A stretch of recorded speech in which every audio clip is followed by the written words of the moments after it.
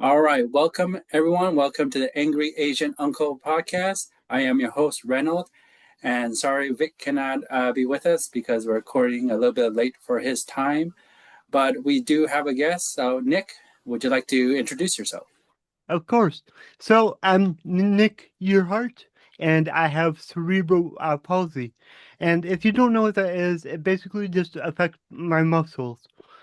Thankfully, I can live, day to day on my own. I have my own house. But if I would have listened to the naysayers growing up, I would not be where I'm at today. So my message is all about encouraging others to figure out what they can do, especially what they can do for themselves, because your life can become a whole lot better the more independent you are. Um, that's awesome. That's awesome. I'm so glad. Um, of course, I'm not glad that you have cerebral palsy, but I'm really glad that you overcame it at least. To get where you are right now. Yeah. Um, I And get, like yeah.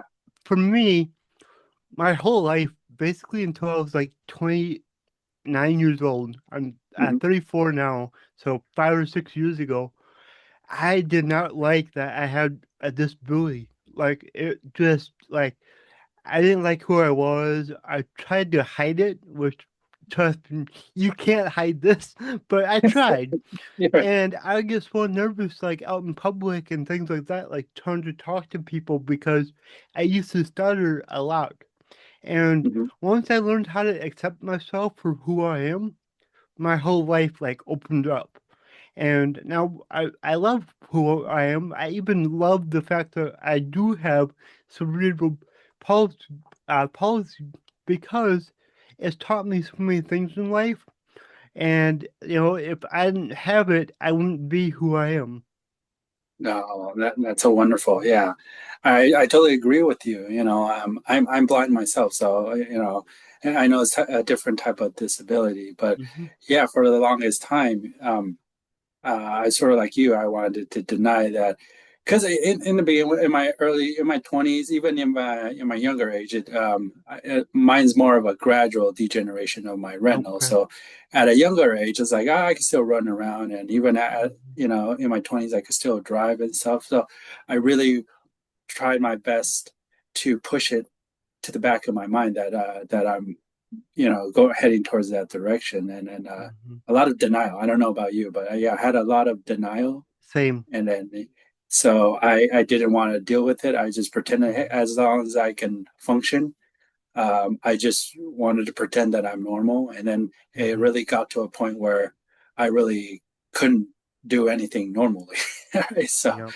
I really couldn't push it aside anymore. But yeah, but that was a sort of transition struggle right there. I don't know about you. Maybe you can uh, go over what was it like for you? Was there any transitional struggles or I um, mean, for me, I was born this way. mhm, Um, but like I will say, like when I was younger, my hands worked a lot better than they do now. right? So I mean, as I get older, like, or I should say, as I got older, things started to get worse and worse. And thankfully, I actually hired a holistic health coach, and he's helping me reverse those effects. So it's really incredible how if you take care of your body, everything just works better, even for somebody like me that has cerebral palsy. So it's when if you look at me, let's say 4 or 5 years ago, I looked a lot more disabled than I do now, and that's strictly just because I take care of my health. I eat healthier. I exercise, all of that. And it's really cool. Oh yeah. No, I definitely agree. I'm really glad you brought that up because um, us in the Chinese saying we usually say if you don't have a healthy body, it doesn't matter how rich or poor you are. It doesn't Yep. matter. You could be a billionaire, but if you have poor health, it's like you're as good as useless still because you can't do anything. You Yep. can't even spend your money, right? Hmm. Right? Exactly. Yeah. So I'm really glad you brought that up. So, well, I'm interested in the work that you do. So how did you? What were you doing before? I guess and before what you're doing now. Being a 10x coach or business person. Yeah. So I started my career in the waste removal industry. So Okay. basically, I was a garbage man for 18 years. Oh So wow. I Okay. started that when I was 14. And then 3 years later, my dad started his own waste removal company. Yeah. So I helped my dad run that business for 10 years. Oh Um, okay. so in 2019, I lost my dad to brain cancer. Oh, sorry to And hear that. thank you. And before he passed away, we sold the company. That's just what we decided as a family. Hmm. And after that, I kind of lost like everything that I had built, in my life. Like I built a lifestyle that was reliant on the income from that business, Hmm. and I lost that. I did get another job, but I was like, I can't rely on somebody else for my income, and I need to have my own income that I can build myself to create the life that I really want. So that's why I decided to start my own company. And Okay. I'll tell you, like when I got started, I wanted to get into real estate. That was Hmm. my main objective. Right. But then I realized like I need a lot of capital to do that. I Yeah. mean, you don't, but you do. Yes. There are Yes. ways to do it without a whole lot of capital, but Right. I also really wanted to make a bigger impact on the world than just owning property, you know? Right. So that's why I decided to become a coach. And Hmm. I started out with life coaching, and then I became a certified business coach. And I did that for a while, and then I realized that I didn't really like that, you know? So over time, I started a podcast. I became very good with social media Hmm. and started growing a following and going viral and things like that. Hmm. And people that I know came to me asking me to do social media for their businesses. Oh wow. And Okay. at first, I was like, there's no way because I don't like doing it for myself. Like, social Yeah. media is a grind. You have to stay on top of it and you have to do it, all the time. That's right. Yeah. So finally, I decided to help one of my friends out with her business and I handled her social media and I realized that I like it. Hmm. Especially when you're getting paid to do it. That Right. helps a lot. So Yes. but the main thing why I like helping other people is it forces me to learn more about social media and marketing and how to get attention and like what works with the algorithms and all of that. So Right. for me, it gave me like an extra purpose to get good at what I was already pretty good at. Right. Wow. Okay. Yeah, definitely. I really relate to everything you're saying, especially when we started to talk about real estate. Where yeah, I have a very I like real estate a lot too. Mhm. That's the sort of as a blind. Sorry, I think someone just Hello. joined us. Oh, hey, Hi. my co-host did join us. I so, made it. so there you made it. Hello. So we have Vic now. So and then so Vic, this is Nick. Nick, we got Vic. Hello. Oh, I think I lost you guys for a second there. Okay. Well, well, Hello. well. Hello. Anybody hear me? Well, we can hear you. Can you hear us? Let me try to sign in again. Okay, bye. Okay. I guess you can just. Anyways, let me continue my thought before he signs back in. But yeah, real estate, like you said, it takes a lot of capital, and then there's both spectrums. Like there's people that said you got to have capital to make capital in the real Hmm. estate, and then there's the ones that teach you about leveraging, so basically using other people's money, which is all I find it's all true in a Hmm. sense, but I think sometimes it comes with luck because Yeah. you got people that are gurus that are teaching how to leverage the money to invest in real estate, and they make off well, but there's some you know that do use the leverage, but whatever it is, luck or something, it came falling down, and now they have a bunch of debt, and then Yep. that they can't Exactly. climb out of. So it's Yeah, and that's why like I didn't do it that way. I was like, all right, let's build my own business mhm. that can invest into real estate, you know? Yeah, yes, yes. So the safer way, there's no, Yep. yeah, there's no. I think there's nothing bad, nothing wrong about the slow and conservative, slow and steady, you know, rate. Even like in stocks, I'm really into stocks too because, again, as a blind person, a lot of hustles call it side hustles, right? They call it the side hustles nowadays, right? The side hustles, like I would love to be able to jump in a car and just drive Uber or something. I know people Mm-hmm. dislike it, but I'm never against the gig economy. The all the gig stuff that that's all out there. I feel it's a great way to make some extra cash that I could put into like a real investment. Hmm. Whether stocks or real estate. But for me, I can't really do a lot of that. It requires a lot of sight. But so I Yep. always gravitate towards like what they quote unquote call passive income, like real Hmm. estate rentals or stock ownership and stuff like that.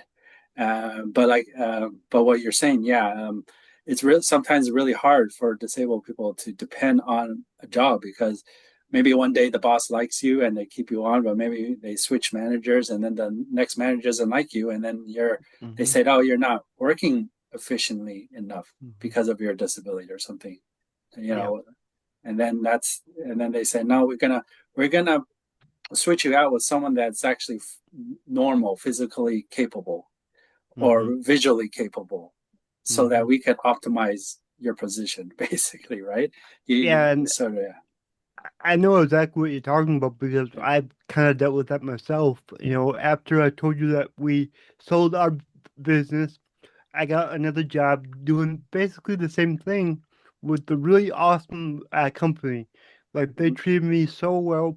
I still like hang out with them today. Like we're still really good friends and all of that. Mhm. But they decided to sell the garbage company. They Yeah. had multiple companies, but they decided to sell that one, which was okay. Like I helped them sell it. But the problem is the buyers that were lined up to buy it, they would not buy it unless I went and worked for them because I had all this experience. They wanted me to go with them.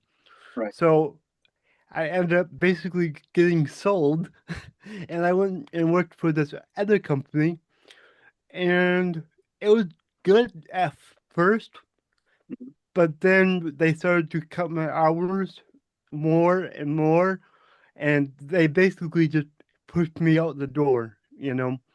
And I know it's because I have a disability. I can't do everything that the job requires, Right. but I'm really good at the things that I can do. So Mhm. I definitely know how that is, and it's very hard on you mentally when at that time I had 16 years experience, and they're treating me like I don't matter. So it was like really hard on me. Like I I got really down on myself. Like, what am I doing wrong? But I quickly learned that it wasn't me, it was them. And, you know, everything happens for a reason. I Right. left that job. I went full time on my job, my business, and things are awesome. Right. Yeah. That's wonderful. me see. Are we talking about making money? Sorry, you guys have to catch me up. What's Yeah, we're what's going always talking on? about making money. Where have been, right? I love No, that. just You know, kidding. you're talking to the right guy. You know, Asian uncles love making Right. money, right? Yeah. That's the hidden agenda for all of our episodes. Making That's right. moolah. No, just kidding. Yep. All right, so now Nick here. Nick, how about did you want to catch Vic up? Just sort of Yeah. uh, So, Vic, I'm Nick Earhart. I have cerebral palsy, but I've never let it stop me from doing much of anything. Um, Mhm. like I was saying before, like I worked 18 years in the waste removal industry, Uh-huh. and now I own my own marketing agency. Wow. Excellent, bro. Nice. right, Thank you. overcoming his disability. See, Oh, that's the kind of story we like. yep. Yeah, I mean, even in the best of days, it's hard to start your own business. Or from the snippet that I caught from what you guys were saying a while ago, about job security, even without disabilities, there's always some insecurity in the best of days for everyone. There's always that off chance that management change or a new boss might come in and your Mhm. job situation will completely change. There's it happens to all of us, right? And Hmm. what more if you have a disability that you have to contend with. Hmm. Yeah, Yep. exactly. And also all the companies now they love cutting labor, right, or reducing labor costs, right? So they outsource to cheaper labor, right? Hmm. Yeah, offshoring, that's Right, true. Yeah. offshore. Yeah, so it's job security is sort of sometimes hard to find. You really have to, yes, and also especially if you have a disability, that's I worked at an well, offshoring company before. Like, I grew up in the Philippines, and mhm, one of the first jobs that I ever got was working for a call center. And those were during the times when a lot of the tech support for different products were outsourced to either the Philippines or India.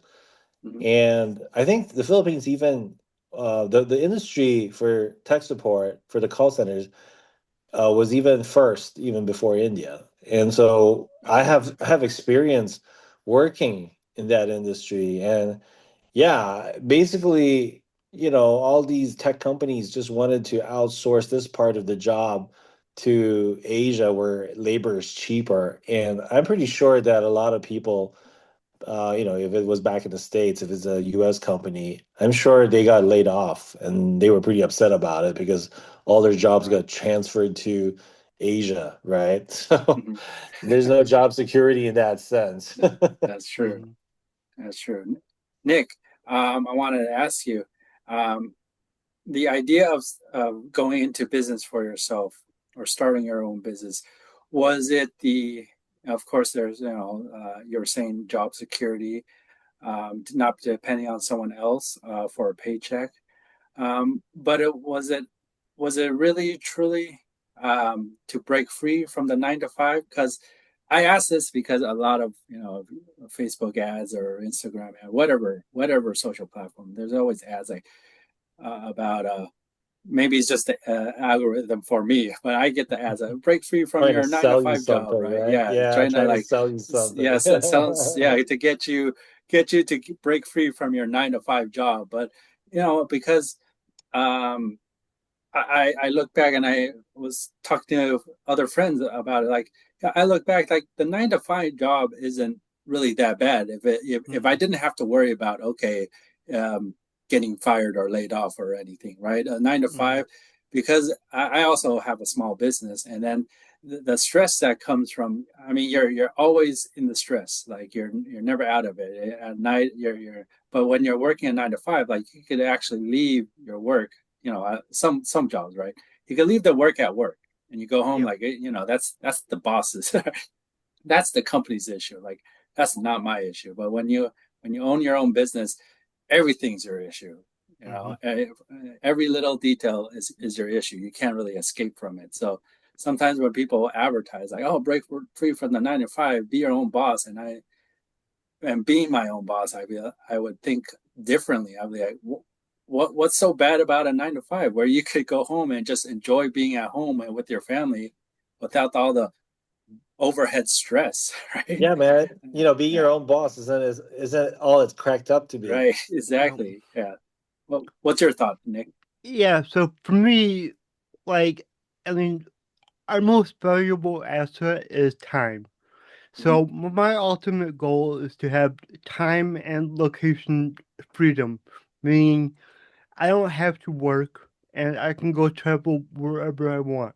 So Oh, that's my nice. like ultimate goal. Hmm. And you can't really get that working a 9 to 5. Right. Now, another thing about me is, you were saying like when you work a 9 to 5, you Hmm. can go home and you're done. Right. Well, for a lot, most people, yes. But the way that I am, it wasn't ever like that for me. Hmm. Every company I worked at, I cared about it so much that it was basically like it was my own, and I was constantly, thinking about work and seeing how we can improve, and like I would go out on my own time, get new customers, all of that. So that's just like the work ethic I have.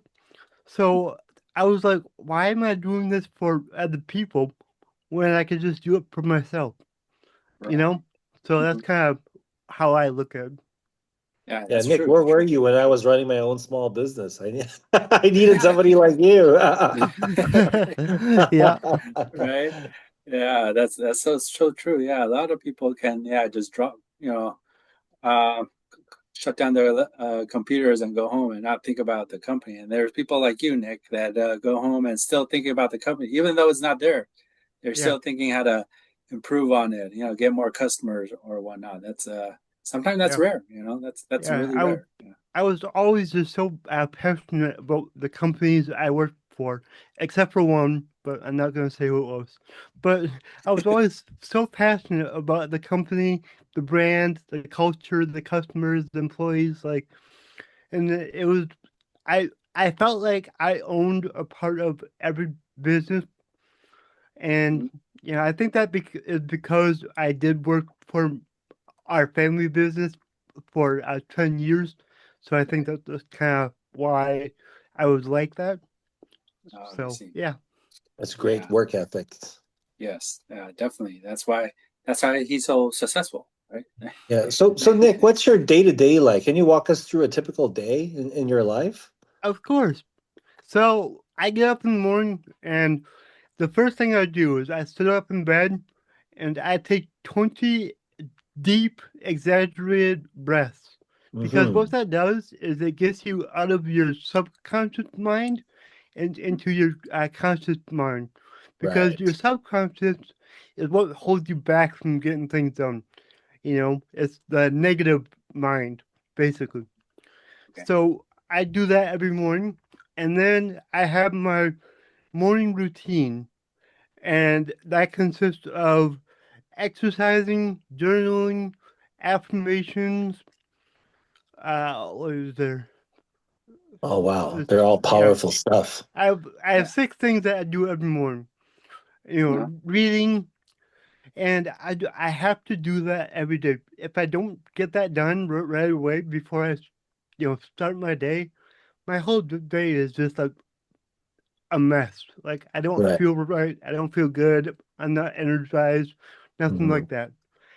After I do that, I take a cold shower, and a lot of Okay. people say no way, but I do that because number one, the cold is good for your body, but the main reason why I do it is because I don't care how many times you do it, it's hard every time.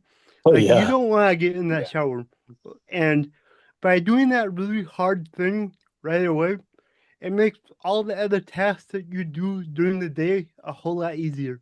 Oh, that's right. Makes a lot of sense. Yeah, you're Mhm. right. Yeah. So after that, I come in here in my office, which is at home, thankfully. Mhm. So I come in here and I give myself 5 tasks that I have to get done every day. Three of the tasks are for the business only, and two are just, you know, maybe the laundry has to get done or something like that. Just Okay, basic personal stuff. life stuff that you have to do. Right.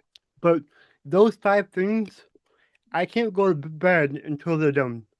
And Wow. why this is important is because number one, it makes you continue to move the needle and get things done. But the main thing is you accomplish five things every day, so you feel really good about yourself. Uh, oh, very nice. I'm going to start Yeah. adopting all your techniques into my life now. Right. They Yeah. work, like let me tell you. And my mentor, which is the reason why I do a lot of this, Mhm. he's a doctor in psychology and brain stuff and all this stuff. So he knows what he's talking about. Wow. And he's Yeah. also the number one in the world addiction recovery expert. Oh, Wow. wow. So yeah. Neat. Yeah. I mean, even if you don't do all six, Reynold, I think even if we just do Nick's, maybe three, just daily Three, right? affirmations, maybe journal a little bit. Hmm. Even that Yes, alone, I exactly. think, goes a long way, right? Oh yeah, Yeah, I think for sure. morning routines are what I'm lacking. I feel Hmm. like everyone we talk to that's successful all have like a good morning routine. That's Mine is true. uh mine is just get out of bed and make sure my kid goes to school and then that's it. Yep. Yeah, Now, that's now that's still pretty important. Yeah, I Oh think yeah. you should give yourself right. some credit for that. And I'll Um, say like another thing that makes you have a successful day every day mhm. is getting up at the same time. Doesn't Okay. matter if it's on the Mhm. weekend or not. Like Okay. I get up at 6 a.m. every single day. You know, Wow, that's pretty good. Yeah. which for me, 6 a.m. is sleeping in Uh-huh. because when I worked my job for 18 years, I was getting up at 3:30 in the morning. So Wow. for me, 6 a.m. is easy. All right. So, That's but Nick, what about for your job, for your work right now? So, what's a typical kind of a routine that you go through for work? Yep. Do you have to make a lot of calls, emails? What's it like for you? Yeah, so for me, right away in the morning, I usually check social media. So I like to reply to comments, send DMs, all that.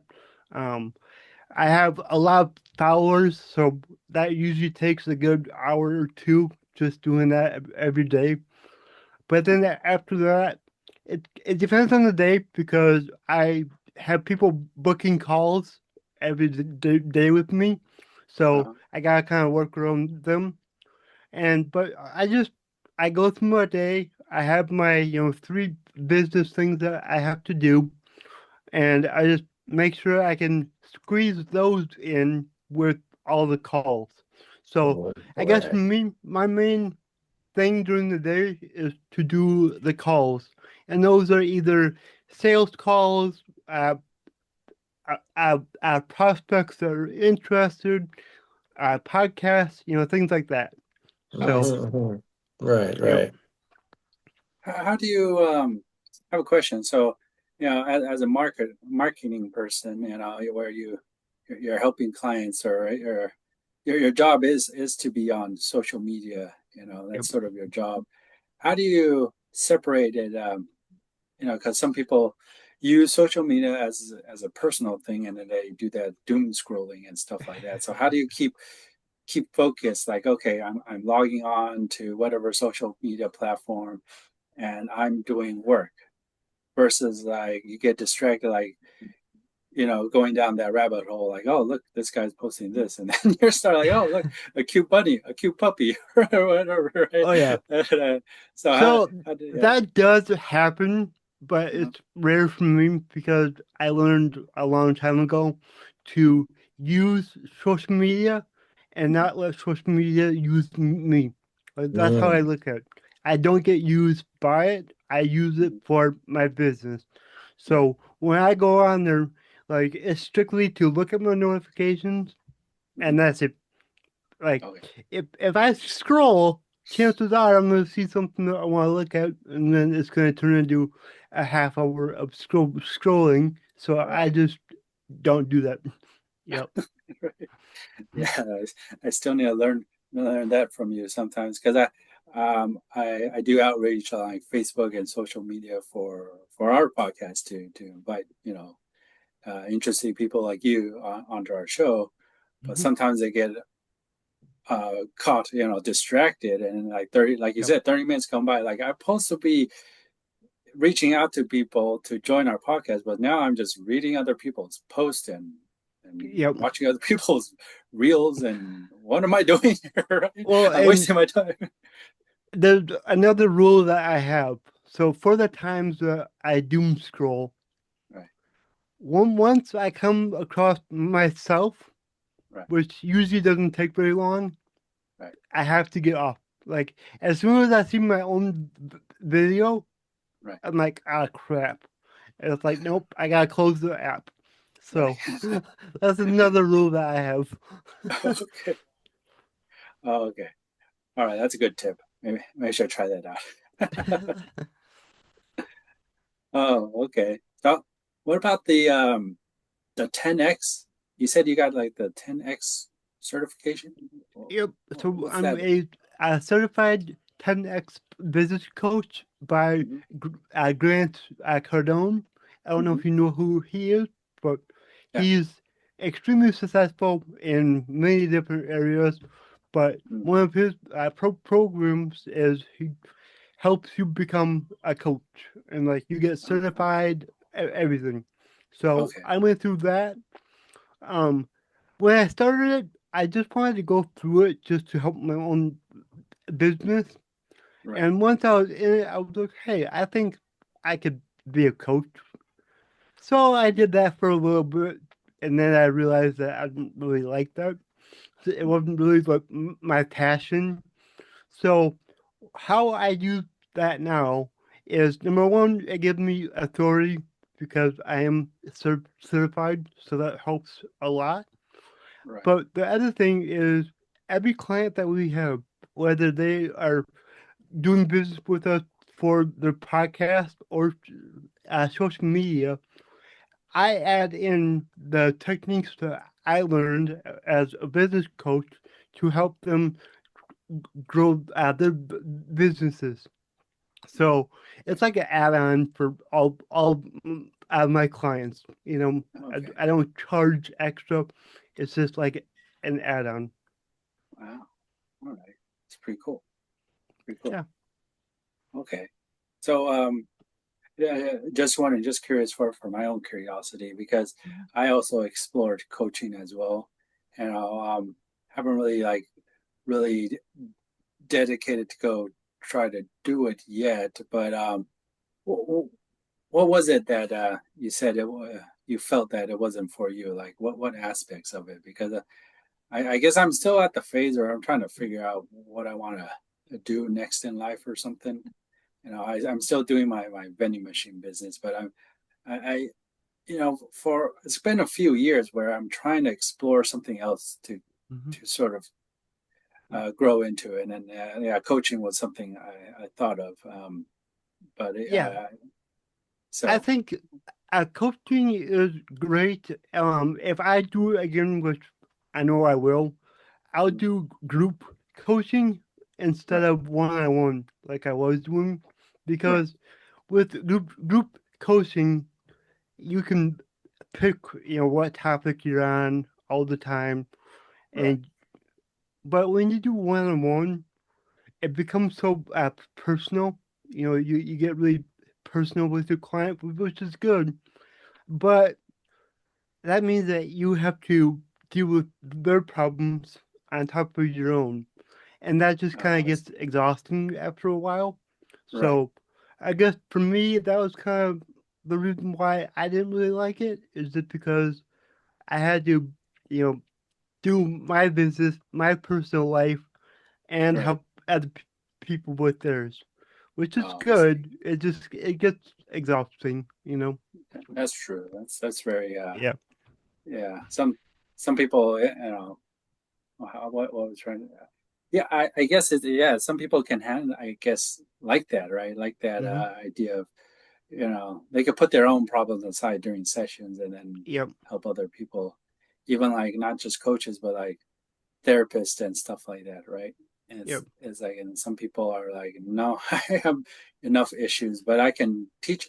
You almost, I think you're almost talking about like just being a teacher. Like I'm just gonna teach on this subject, like, and Yep. then you guys could take it and run with it, do whatever you want with it, and then, but when class ends, I'm out. Yep. I think for me, it's a lot to do with just the fact that I care so much.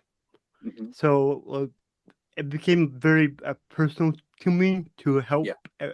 everybody, Hmm. and I didn't learn how to disconnect that, Right. So, which a lot of people can, and they're excellent coaches, but I just I get too like I care about people too much, I guess. Which You're a is very good, caring and person. I Yes. don't want to get rid of that quality. So that's why Yes. I don't coach a whole lot. I coach my clients on Hmm. a different level. Yes. It's Yeah. up to me what I want to help them with. Yes. Yeah. That comes from being a very caring person, I guess, Yep. a caring heart that you have. So, yeah, Yep. they're very good. So Hey when, Nick, I have a question. So, Hmm. what are some of the challenges that your disability gives you? Like, for example, I suffer from chronic pain. And so some of the challenges that I face is that I can't do anything too physical or too strenuous for Hmm. extended periods because, my old injuries would flare up and then I'd be out of commission for a couple of days. And Reynolds, for example, he's blind. So there are certain things that he likes to do, but he's limited by it, unfortunately. Like, for example, he loves trading stocks, but he can't do day trading because that requires a lot of speed, Hmm. which he finds it very difficult to do. For your disability, what are some of the things that are quite challenging for you? Yeah. So the main thing is like my hands don't work the best. Like this hand is usually in a fist like that all the time, Oh, okay. and it's really funny because like this hand, it's the one that like works like the worst. But this is the hand that I write with, I eat with, all of that. Like Mhm. any fine motor skills that I need is this hand. And then my left Right. hand, that's like my dominant hand. That's what I use to grab things and everything else. Mhm. So my biggest struggle is my hands. But I work around it. Like my phone, like I'll show you this. I use my phone with my nose. Like this is Oh, I how, see. yeah, like that's how I use my phone. So Right. I just learned to adapt. And another thing is when I got diagnosed, the doctor said that I would never walk. And Mm. I started walking at age 5. And I've been Wow. walking ever since. That really, I'm really happy to hear that because when I was the reason I suffer from chronic pain is because I was in a really bad car accident a couple of years back, and I almost died from that.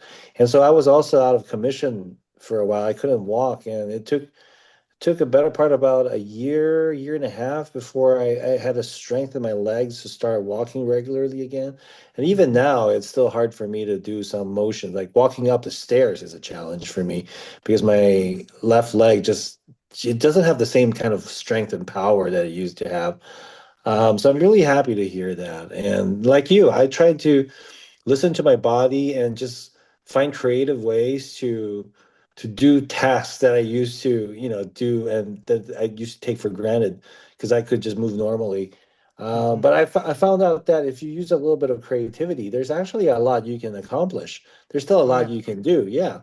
Like I'll give you an example. One of the things that I noticed I could do even with the disability and the pain is I learned how to shift my weight, or I don't know if it makes sense, but like I can kind of sense where my core is, and then I would just have to shift my weight slightly, either to the left or right, front or center.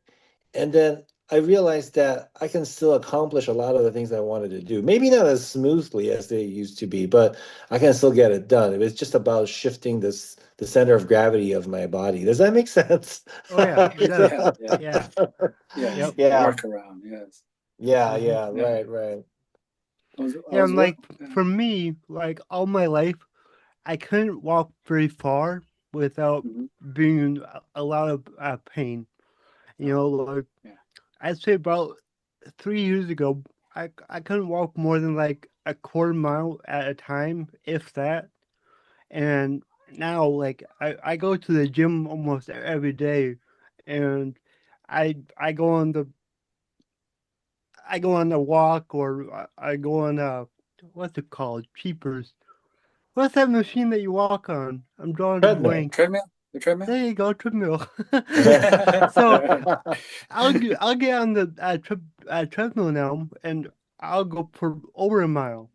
Oh, And nice. Right. it's just because like I've strengthened my body just from exercising and eating healthier, and now it's like my disability affects me less than it used to, and that's just because I'm using my body more, I think. Yeah, you're putting into work too to strengthen your body. Exactly. Yeah. Yeah. Yep. Yep. Self-care, yes. Health care, Mhm. right? One of the jokes that I have with Reynolds is that since he lost his vision, then he must be like Daredevil now because he's got like enhanced hearing and he's got Right. sonar. Yes, right. Oh That's man, awesome. that'd be great, right?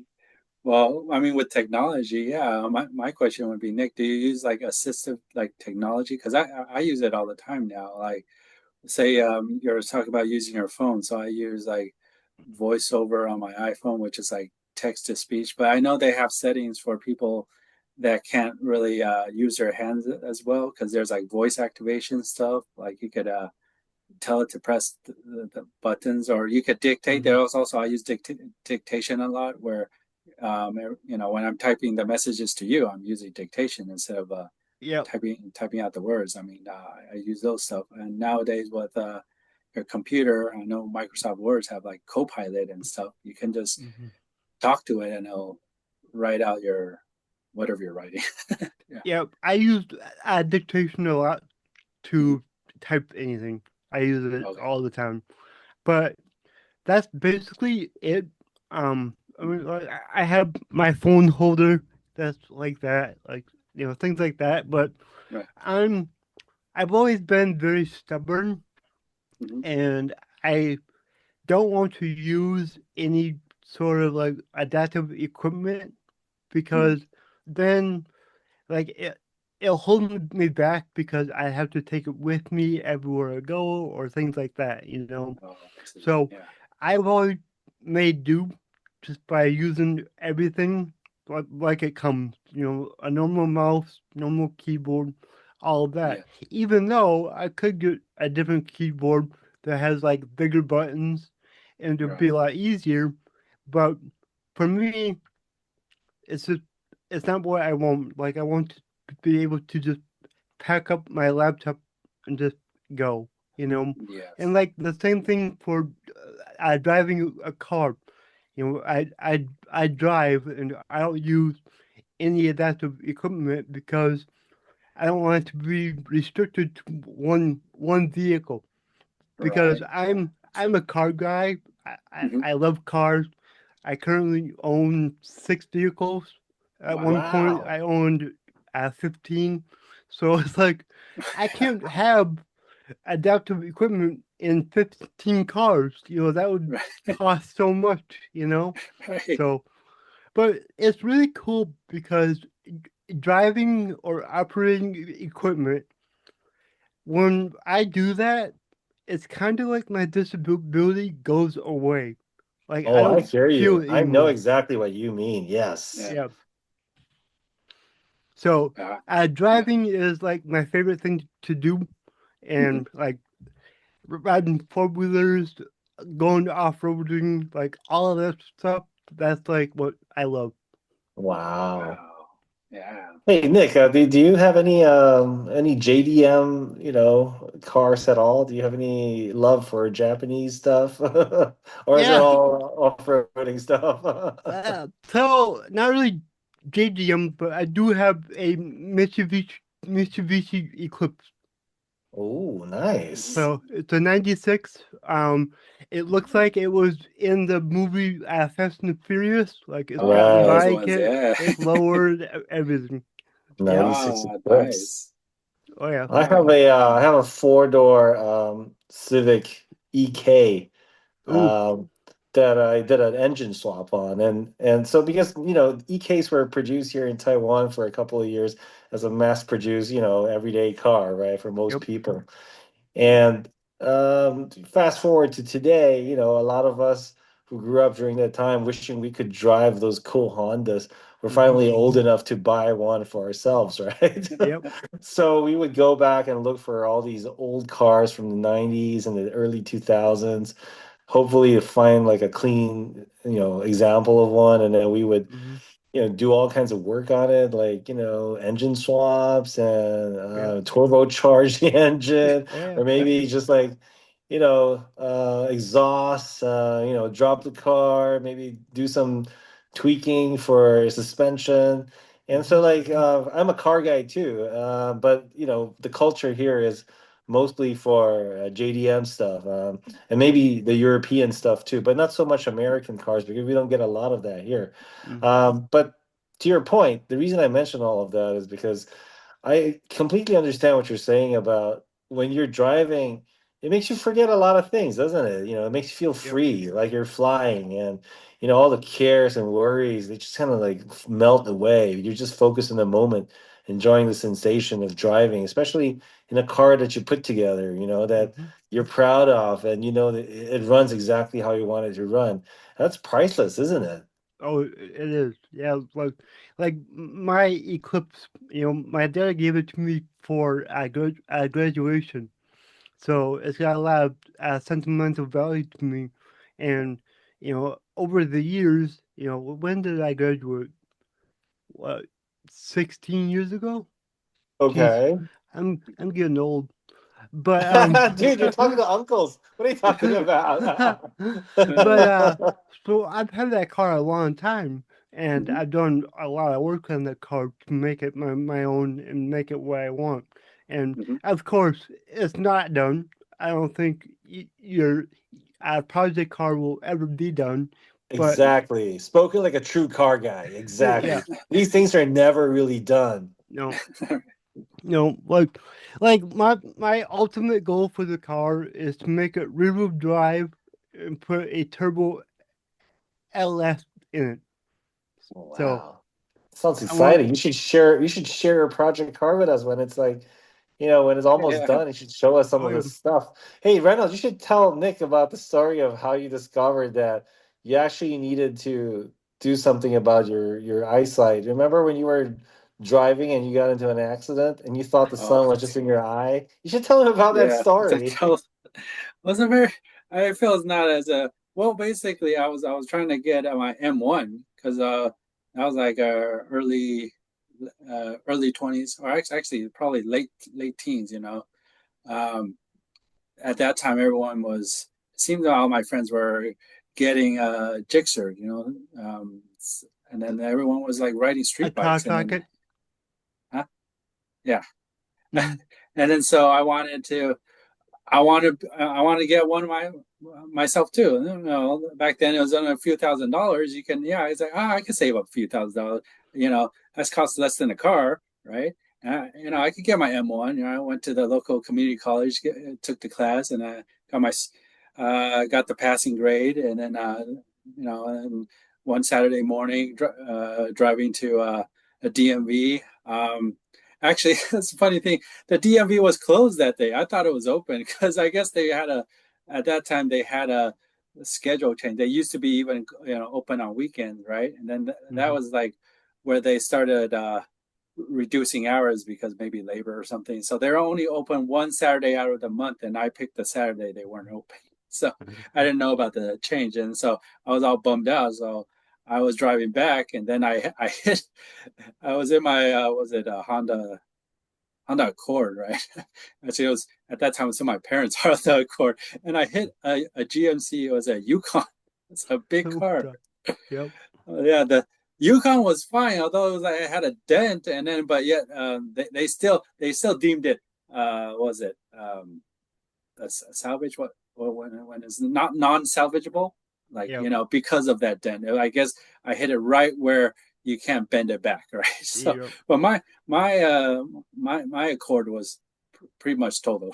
So, Yep. and then all they had was a dent. Yet as a yet they came after us for all the insurance Mm-hmm. they can get, but Yep. they're saying, oh, this is back pain. I was like, I feel fine. How can you guys be in a Yukon with a small dent and everyone's Yep. is like has all these issues, right? But then again, I was young, so I don't know how the system works, and that's how the system works, right? Yep. It uh, is. but uh, yeah, and then I kept blaming it. No, it's I didn't see the stop sign. There was a stop sign, but I claim, well, I didn't see the sign. The sun was in my eye, and all these excuses because as a young kid, it's like it's not my fault, right? It's everyone else's fault, right? Mm-hmm. Everything else's fault.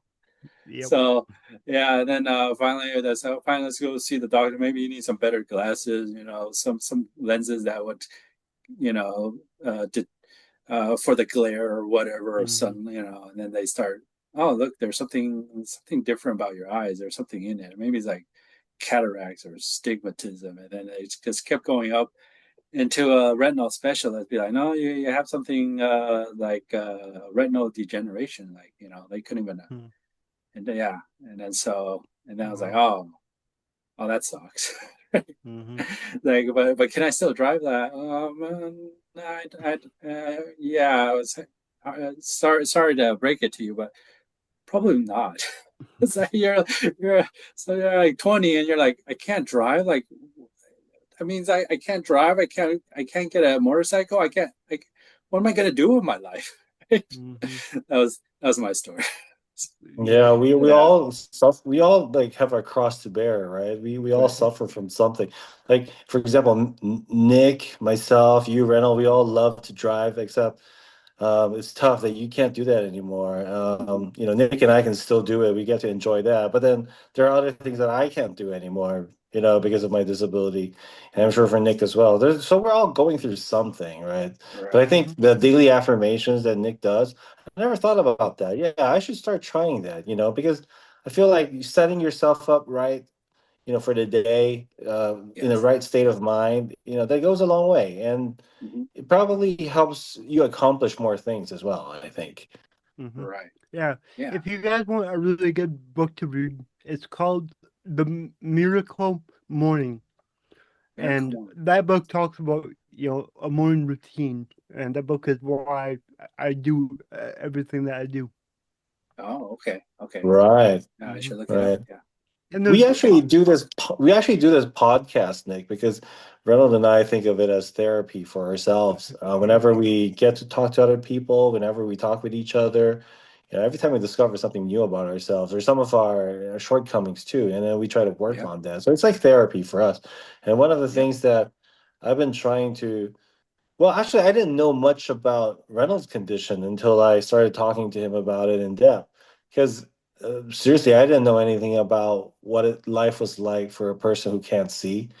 And I learned so much because of talking with him, plus some of the other guests who we have on the show. So, for example, I don't know anything about your condition, Nick. I never really looked into it. yeah. Um, so can you tell us a little bit about it and what should people be aware of? Yeah. So, cerebral palsy, there's a lot of different stages. But for me, it just affects my muscles. So, basically every muscle in my body it affects. And, like, I usually don't stop moving. Like, I kind of wiggle and shake, well, not really shake, but kind of wiggle around, especially my legs. Like, they're usually moving around. So, for me, it just affects my muscles, the way I talk, but that's about it. But other people, there's some people that are in a wheelchair, some people that can't talk, so we're all different. So Oh, Mm, I'm really grateful for the things that I can do. right. right, right. Does it like degenerate as you get older? Like in Reynolds' case, for example, his condition is when as he gets older and older, the symptoms becomes more Yeah, it severe. gets Is it worse the and same for worse. you as well? So it's supposed to get worse, Hmm. but I have a holistic health coach that is actually helping me reverse it. Like Oh, I can wow. do much more now than I could 4 years ago. Wow. So Oh, that's excellent. Mhm. our bodies are full of parasites and things like that. Right. And when you can start to detox and get rid of them, Mm. everything works a lot better. Wow, yeah, Yes. exactly. Yes. Could have said it better myself. Us over here in this part of the world, we do a lot of TCM, traditional Chinese medicine, and Hmm. the principles are the same. There's a lot of detoxing, there's a lot of qi flow. We take herbal medicine, we do acupuncture, we do correction by energy healing, all of that, in the hopes of improving the system that is your body, right? And I Hmm. think, like you said, if you work on those things, it actually helps a lot. Even if it doesn't completely take away all of the problems, but Hmm. it goes a long way. For example, Yeah. in my case, I suffer from chronic pain, and I realize that as I get older, it's getting worse and worse simply because of just wear and tear. You're Hmm. aging, right? But I think it helps if I do breathing exercises, if I do meditation, stretching. It also helps to have a healthy state of mind. That's why on this show we talk a lot about mental health because I don't think that's addressed enough when it comes to disabilities, that it can lead you down a very dark path because you get depressed basically, right? You sometimes wonder why you're going through what you're going through. And so I feel that mental health aspect of suffering from disabilities is something that's very important and should be talked about more. So all these things combined together really makes for a holistic health, holistic kind of a person. Hmm. And for example, after this show, after I talk to you, what I'm going to do is, like, I usually go online and look up whatever we talked about today because I I try to learn something new every day. For Hmm. example, like, Me oh, too. I never knew anything about cerebral palsy. Therefore, I'm going to Hmm. start reading about it and educate myself about it. And the next time around, if, say, for example, we get to talk again, or if I meet somebody with cerebral palsy, I'll know what that person is going through. You know what I Yep. mean? Yeah, Yep. so this is really therapy for me and Reynolds. This is what we do. Yep. It's kind of funny that you said you're going to research cerebral palsy because I never researched anything on it until like 4 years ago. I never looked into it because I was like, I know how it affects me, but what more do I need to know? And I was Right. always like kind of scared to find out something, so I just never really looked into it. But when I was a, a life coach, like 3 years ago, I had a client that had cerebral palsy, so I had to do my research. So yeah. Oh, I see. I had to look it out for someone else, Yeah, but for you the had it first yourself, first right? time. Right. Right. Yep. I Nick, find when that does it funny. when does it start affecting a person? Is it from birth? Yep. Do you find out when you get into puberty? Nope. How does it So go? it's something that happens before, during, or right after birth. So typically, it's from the umbilical cord being wrapped around your neck, which is what happened to me. So Oh, I when see. I was born, I was actually born dead. Like I wasn't breathing, no heartbeat, no Oh, nothing. And obviously I was revived, but Uh-huh. at first they didn't know anything was wrong. It took like a right. year before they could tell that I wasn't, let's say, normal. I So see. but yeah, cerebral palsy basically always happens at birth, just from I see. a lack of oxygen. Oh, I I see. see. Okay. Yeah, but to your point about quote unquote normal, what is normal anyway, I know. No, right? These days, I don't know. I'm not even sure what that means anymore. Right, Yep, exactly. same. Yeah, everyone's so focused on being different, actually, right? Yep. Uh, Hey, I like that I'm really different because I get a lot of attention wherever I go just because of how I walk and how I move. And Mm, when you're a business owner and you can get attention, that's a good thing. yeah, exactly, very good. exactly. Yes, yes. As looking at it from a point of view of a parent, because I have two children of my own, and my youngest, she's 2.5 now, and when she was born, yeah, immediately she got sent into the ICU because her oxygen levels were low. She couldn't breathe properly, and it was explained to us that maybe some of the fluids while she was still inside her mom Mm, got into her lungs, and then she couldn't breathe very well, basically. And so she was there for a whole week, and it really broke our hearts. And I think, like whenever we talk about, things that we're suffering from or we're going through, these days I also try to look at it from a point of view of parents, like it worries a parent to death. And sometimes you blame yourself. You're not sure if you did everything right or you did something wrong. You can't help but feel like somehow it's your fault. And these days, I also like to tell a lot of parents that, it's okay. Just you have to give yourself a break also, and not to be too hard on yourself. And you got to forgive yourself. You can't be perfect, right? I mean, we try our Yep. best, but it really worries a parent to death. After what I went through with my daughter, I realized that it's never easy. Everyone has to sort of, come to terms with reality or what's happening, and but beyond that is moving very quickly to see what can be done and set realistic expectations, and really do the work, both child and parent. Hmm. And then it also remove the stigma, because like I have friends whose children are on the spectrum, you Hmm. know and then whenever we would go out, it's a bit of a challenge, and I can see how hard it is on my friends. They have to constantly be vigilant. They don't want their kids to run away, right, and get themselves into danger. And so it's never easy. And I realized that, for myself and for the generations before me, I suddenly have a clearer picture of all the things that we go through as human beings, that you worry about yourself, you worry about your children, you worry about your parents, and you try to do everything you can.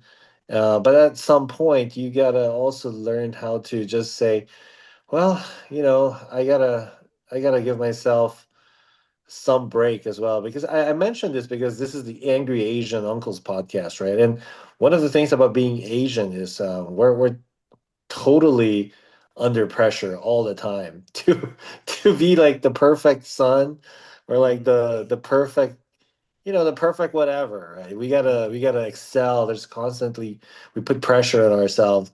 And talking to people like you, for example, Nick, and then talking to other guests that we've had, I realized that, what, we are actually doing a pretty good job. We shouldn't be that hard on ourselves. You do what you can, but Yep. sometimes you just gotta let the chips fall where they may, right?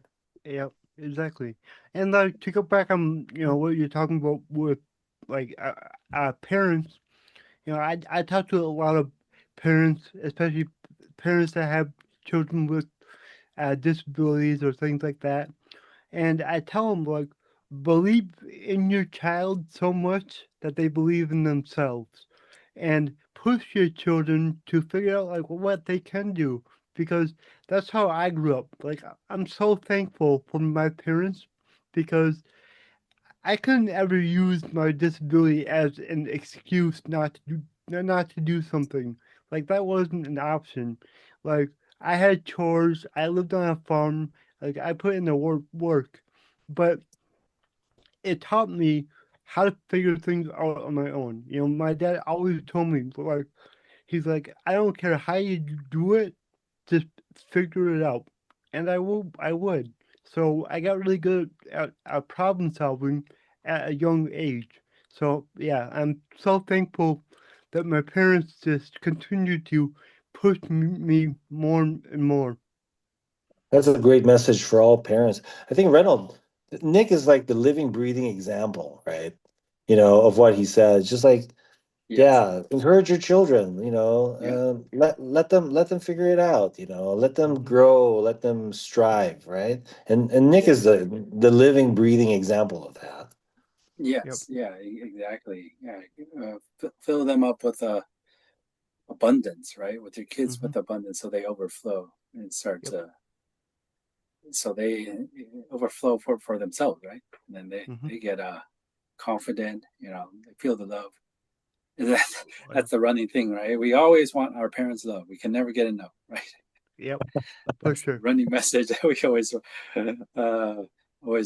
find out. Yeah, I remember one of our episodes, one of our guests also mentioned something that I like very much, which is um, he basically just has one rule, and he just wants his children to know that no matter what happens, I've got your back. Now go out there and do what you have to do. Yes. Yeah. Yep. Yes. Yes. Such good messages. Well, Yeah.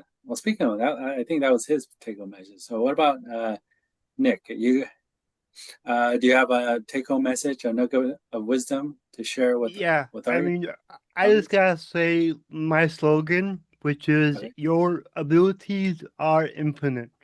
And that's my slogan. I'm passionate about that because I know that no matter who you are, you're able to do more than what you think you can do. And you're especially able to do more than what other people tell you can do. So don't let anybody hold you back and don't let you hold yourself back. Like if you want something, figure out how to get it. Wow, Amen, that's brother. great. Amen. Yeah, that's a powerful message. What about you, Nick? Anything to add or Uh, reflect? No, I think I've said pretty much all I wanted to say. I'm just glad I was able to catch up to this podcast because Right. Nick, it's Chinese New Year actually here in this part of the Oh. world, and that's like our Christmas. That's like our version of Christmas. So this is the Mm-hmm. time of the year when, family comes home from abroad. They all Mm-hmm. come home. We all gather. We have like 7, 8 days where we just eat. We just keep eating, and there's nothing else we do, right? And so there's a That lot of sounds awesome. yeah, Eating and it's fun, celebrating. and it's also quite stressful sometimes because like when everyone's together, there's a lot of family dynamics that goes on. But anyway, it's the Chinese New Year now, and so like I was out with family today. I was out with friends, and I wasn't sure if I could make it. I'm just glad I made it to talking with you, Nick. So that's great. Yeah. So happy Chinese New Year. That's what I'm trying to say. You too, and Yeah. I'm glad that you could make it. It was really awesome, Thank you, thank you. It's good. It's Yes. good talking to Yes. you. Yeah. Yeah. and Definitely, it I'm was really awesome having you. jealous because if I could eat Chinese food for a week, that would be incredible. Go get some Panda Express. I know, That's right? American Chinese. I That's gotta good. drive like Right? 45 minutes to get that. Yeah, Oh, yeah. people That's a lot. knock on Panda Express, but I gotta tell you, as a full-fledged Chinese person, I kind of find it delicious actually. Orange chicken, come on, that's the Oh yeah, bomb. What oh are you yeah, talking about? It's great. yep, Right. There you go. There you go. Get some orange chicken, some egg rolls. oh yeah, yep. But thank you. I have a Vietnamese aunt, so Oh we wow. have her egg roll recipe, Hmm. and man, they're so good. Oh, Oh I can yeah, those are imagine. good, Oh right? yeah, those are Those Yeah, are great. good. Yes, so good. definitely. Wow. What about you, Okay. Reynold? Any nuggets of wisdom for us today? No, I'm just taking in what Nick says. I'm gonna echo what he says. Just uh, believe in yourself. You know, Hmm. show yourself some love. There you go. Right. Show There you your kids go. some Yeah. love. Right, for your parents, for the parents out there. Show your kids some love. Show yourself some love, and know Mhm. that everything will be okay. That Yep. should be your motto for the year of the horse. You Right. know? That's right. Oh, but thank you, Nick, for joining us again. Thank you again, and again, sorry for the scheduling mishap. But thank you No worries. for joining us. Mhm. Again, thank you for our audience for joining us as well.